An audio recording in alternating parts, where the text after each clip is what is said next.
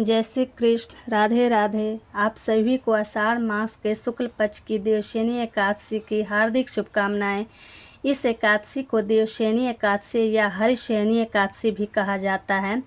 पुराणों में यह कहा गया है कि इस दिन से विष्णु भगवान 4 मास तक राजा बलि के द्वार पर पाताल में रहते हैं और कार्तिक मास के शुक्ल पक्ष को अपने लोक में लौटते हैं।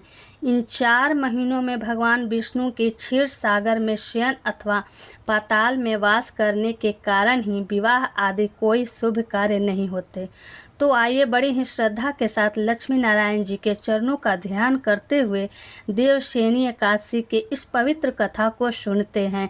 बोलिए श्री हरि विष्णु जी की जय। महाभारत काल की बात है। एक बार धर्मराज युधिष्ठिर ने भगवान श्री कृष्ण से कहा, हे श्री कृष्ण, आषाढ़ माह के शुक्ल पक्ष की एकादशी का क्या व्रत है? उस दिन किस देवता का पूजन होता है? उसका क्या विधान है? कृपा कर सब यह विस्तार पूर्वक बताएं।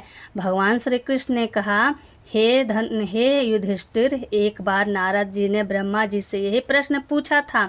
तब ब्रह्मा जी ने कहा कि नारद, तुमने कलयुग में प्राणी मात्र के उद्धार के लिए सबसे श्रेष्ठ प्रश्न पूछा है, क्योंकि एकादशी का व्रत सब व्रतों में उत्तम होता है।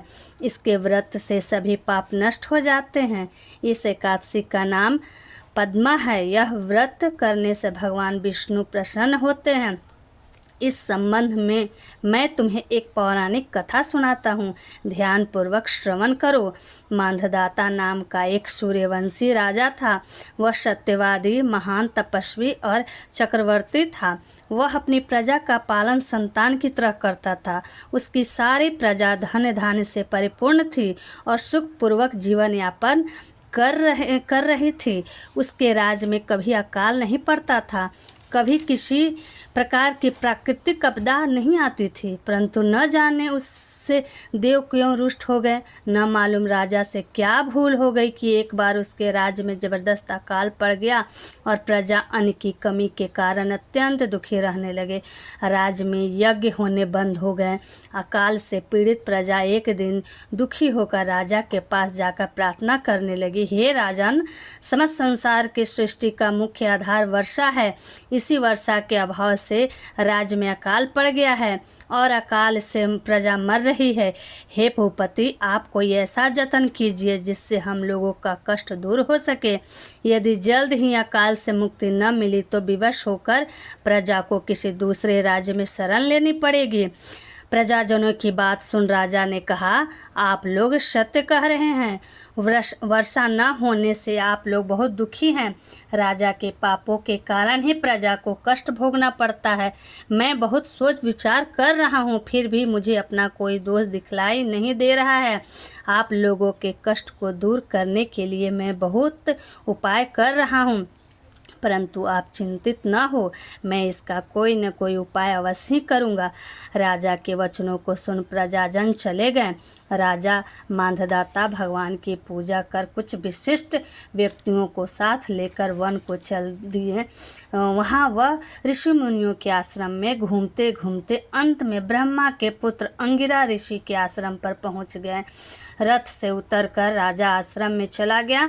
वहाँ ऋषि अभी नित्य कर्म से निवृत्त ही हुए थे कि राजा ने उनके सम्मुख पहुंचकर उन्हें प्रणाम किया।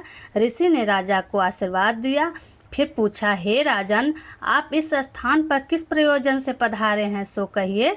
राजा ने कहा, हे महर्षि, मेरे राज्य में 3 वर्ष से वर्षा नहीं हो रही है। इससे अकाल पड़ गया है और प्रजा कष्ट भोग रही है। राजा के पापों के प्रभाव से ही प्रजा को कष्ट मिलता है, ऐसा शास्त्रों में लिखा है। मैं धर्मानुसार राज्य करता हूँ, फिर यह अकाल कैसे पड़ गया, इसका मुझे अभी तक पता नहीं लग सका। अब मैं आपके पास इसी संदेह की निवृत्ति के लिए आया हूँ। आप कृपा कर मेरी इस समस्या का निरावरण कर मेरी प्रजा के कष्ट को दूर करने के लिए कोई उपाय बताइए। सब वृत्तांत सुनने के बाद ऋषि ने कहा, हे नृपति, इस सतयुग में धर्म के चारों चरण सम्मिलित हैं। यह युग सभी युगों में उत्तम है। इस युग में केवल ब्राह्मणों को ही तप करने तथा वेद पढ़ने का अधिकार है, किंतु आपके राज्य में एक शूद्र तप कर रहा है। इसी दोष के कारण आपके राज्य में वर्षा नहीं हो रही है। यदि आप प्रजा का कल्याण ज्ञान चाहते हैं तो शीघ्र ही उस शूद्र का वध कर दे। जब तक आप यह कार्य नहीं कर लेते तब तक आपका राजा काल ही की पीड़ा से कभी मुक्त नहीं हो सकता। ऋषि के वचन सुन राजा ने कहा, हे मुनि श्रेष्ठ, मैं इस निरपराध पर तप करने वाले शूद्र को नहीं मार सकता। किसी निर्दोष मनुष्य की हत्या करना मेरे नियमों के विरुद्ध है और मेरी आत्मा इसे किसी भी सूरत में स्वीकार नहीं करेगी। आप इस दोष से मुक्ति का कोई दूसरा उपाय बताइए। राजा को विचलित जान ऋषि ने कहा, हे राजन, यदि आप ऐसा ही चाहते हैं तो आषाढ़ माह के शुक्ल पक्ष की पद्मा नाम की एकादशी के विधान पूर्वक व्रत करो। इस व्रत के प्रभाव से तुम्हारे राज्य में वर्षा होगी और प्रजा भी पूर्व की भांति सुखी हो जाएगी, क्योंकि इस एकादशी का व्रत सिद्धियों को देने वाला है और कष्टों से मुक्त करने वाला है। ऋषि इन वचनों को सुनकर राजा अपने नगर वापस आ गया और विधान पूर्वक पद्मा एकादशी का व्रत किया। इस व्रत के प्रभाव से राज्य में अच्छी वर्षा हुई और प्रजा को अकाल से मुक्ति मिली। इस एकादशी को देवशयनी एकादशी भी कहते हैं।